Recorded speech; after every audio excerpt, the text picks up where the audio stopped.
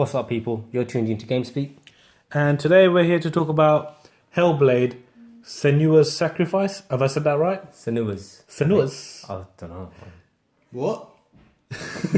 Let's just call it HellBlade. You just know it as HellBlade, yeah? Yeah, I know it's HellBlade. I mean, pretty much all this time I referred to it as just HellBlade. Oh, okay. Senua is basically the main protagonist, and the game is supposed to be based on Norse mythology and is focused from Senua's point of view as she embarks on a personal journey through a hellish underworld made up of Senua's psychotic manifestations of her own reality and mind. Yeah. That's what you'll see if you Google HellBlade. Okay. But I think that's a really interesting point of view where I don't think we've seen many games that delve into mental state. Mental psyche and yeah. I mean, I know we've had that in small segments in particular games, but I think this game they're planning on really going into it. They did a little bit with Heavenly Sword as well, where the second character was, not entirely there. But I didn't finish Heavenly Sword. that was a wicked game. Yeah, I've got it at home. I've just never got around to playing it. Heavenly Sword, you never played it? I don't think I finished it. I played it. It was brilliant. Also by Same people, yeah. Ninja Theory, yeah. I mean, I've got a point about this what you just mentioned about that type of gameplay and the whole video thing. I've played it quite a few games. Like you get that in Dead Space as well, right? Dead Space 3. You get that in what was that, Life is Strange. But to be honest with you, those small parts of the game actually are my worst part of the game. No, I Dead hate Space. those segments. I disagree. I hate those segments.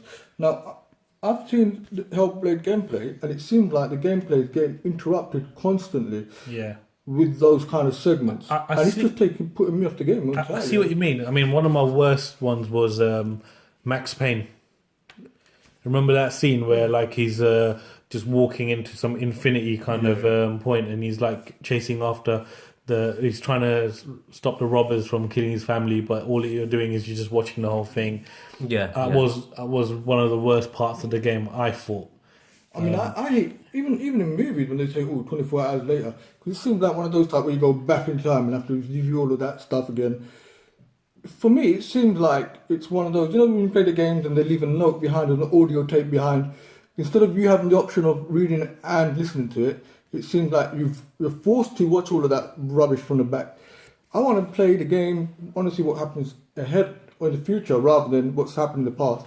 So leave that for the beginning cutscene, and that's really put me off from HellBlade. Besides that, I mean, that game, I was pretty much impressed with what I've seen. Yeah, but I mean, I feel like if I'm gonna trust anyone to do this, Ninja Theory probably will do it right, because they were really good with Enslaved and Heavenly Sword. I mean, I know they've come out with other stuff like the new Devil May Cry that came out in 2013. It was good. It's good, but it's not very compared to the older ones. That's no. I'm not even saying it's a bad Devil May Cry game. It's just it wasn't as story driven as Heavenly Sword and Enslaved. I thought those were masterpiece games. The actors and everything.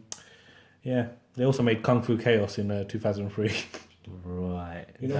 When you first mentioned HellBlade, I honestly thought it was going to be one of those Dead Souls type of games. It looks like a Dead Souls type of game. It did, but then I watched the clip and it reminded me more of Tomb Raider and Resident Evil. Really? Yeah, it did. Over the shoulder kind of camera. It's kind of similar to the new God of War. Yeah, God of War is a lot similar. They're both focused on Norse mythology. But that's the problem. That's the problem that Heavenly Sword had. Heavenly Sword was very similar to God of War, and a lot of people, before even playing the game, they just kind of said, "Oh, this is like God of War, but except it's not as good," and they just didn't give it a chance. They didn't see that it was a very story-driven game, not just a hack and slash. Yeah. That was its biggest problem. I mean, if it reminds me of Tomb Raider and Resident Evil 4, from what I've seen, the platforming, the way the camera angle is, and the environment, I really enjoyed those two games. So this one, I'm kind of looking forward to seeing more of what they've got. Some of the things that I'm a bit concerned about is the combat. They've got sword combat, right? And it seems like there's not a lot of enemies on the screen. We know that, right? We saw 2, maybe 3 enemies at a time. Yeah. But when they're fighting, suddenly the camera just goes up right close behind behind the actual character. And what happens is you've got one enemy in the front and one enemy in the back. You can't see the guy in the back, and so you kind of restricted with the vision. Yeah. And that kind of like. I mean, I guess anyone will just say it's early in development. Yeah, or you could turn the camera on, but that's what it looks like. Like you're so right up close to the camera, and I'm really horrible with sword, like pressing the right button and making sure that here's a block or there's a camera. You know, you can't really tell if the guy from behind is coming. Just in the combat. Have you played Dynasty Warriors anytime? Yeah, I love those games. No.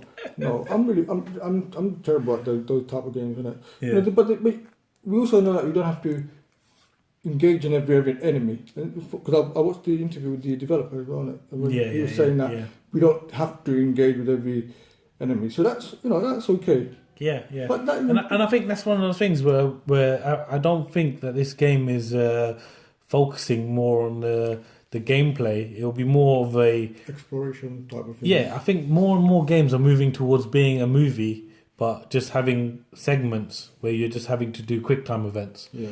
You know? And in a weird way, these hack and slash buttons that you're pressing, the square and triangle, will be some form of, like quick time event. That was really big concern, but Heavenly Sword as well. Heavenly Sword was they complained a lot about the quick time events on that. They complained a lot about the motion controls on that. The motion controls in Heavenly Sword I thought were amazing when you had to use the bow and arrow, and you could like swerve in and out of people, and you can make the bow and arrow like hit 3 people in a row. You can so you're controlling the arrow after you've fired it. Okay. After you fired it, you move it around with the motion controller. It was wicked. I don't think I felt that immersed when I started, when I was playing the PS3.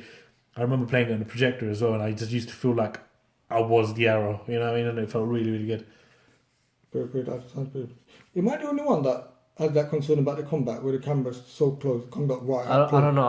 I'm kind of used to it now with with some of these games. Yeah. But I get your point about the character, about the dude behind. I suppose that's when you're supposed to reposition yourself. I've been horrible with those type of games where the camera just does that. Yeah. In terms of how it looks, I don't know about you guys, but the game looks really good. Graphically, looks amazing. Yeah. And even more impressive, the fact that it's such a small team. It's like a few guys on the table. Yeah. I mean, Ninja Theory have been working on this while. Like, they haven't come out with a game on the PS4, have they? No. So this will be like their big show-off game. They were a big team, but they're a tiny team. No, they're not that big. They're not that big. Tiny. No. It's probably like double the amount of people in this room right now. Yeah. Yeah, I just hope it doesn't turn into another Order 1886. The game looks. I still think it's one of the best looking games out there. Yeah. And it was just full of quick time events, and you get the odd occasion where you're shooting. I mean, the enemies look pretty good as well. They look really, really scary. Reminds me of the Resident Evil 2, the big guys and these. Yeah. The sense of scale. Yeah. There's a lot of exploration, but there's also some kind of puzzles as well. I mean, the only kind of puzzles I saw was, it seemed like change your camera and at an angle and then make a shape. And it's probably one or two puzzles that they've only shown off. That's the only type of puzzles I saw. There must have been about 3 or 4 of those kind of puzzles. Yeah. She's walking, turn the camera up. Oh, hold on. This is the one where she's looking for like letters and different symbols, yeah? So you just fix the camera angle, that kind of. Is that the only type of puzzles? There's about to be some more. I don't know. Surely there's going to be more, but they just don't want to show you everything. They can't be showing you puzzles, especially if you're going to be playing the game. I think for those type of puzzles is going to be annoying, because I hate those type of puzzles as well. I hate everything really. But you see how it goes, isn't it? Yeah, I think that's a good point to end the episode on. Are you guys looking forward to HellBlade? Let us know. If you're not, well, don't let us know. But whatever you do, click like, comment, subscribe. Bye for now.